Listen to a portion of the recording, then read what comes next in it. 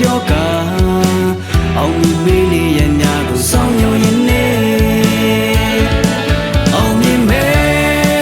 ယုံကြည်ချက်ရှိရှိနဲ့ဤသူတွေတိုင်းပြည်တွေဆုံးတမဲ့တိုင်းပွဲများတိုက်ခိုက်မဲ့ရန်သူများကိုမန်တရားကိုရစေမဲ့ဒီစစ်ပွဲကြီးကိုအောင်မြင်မဲ့စိတ်တမချဘူးရှဲကိုကြည်တဲ့မေ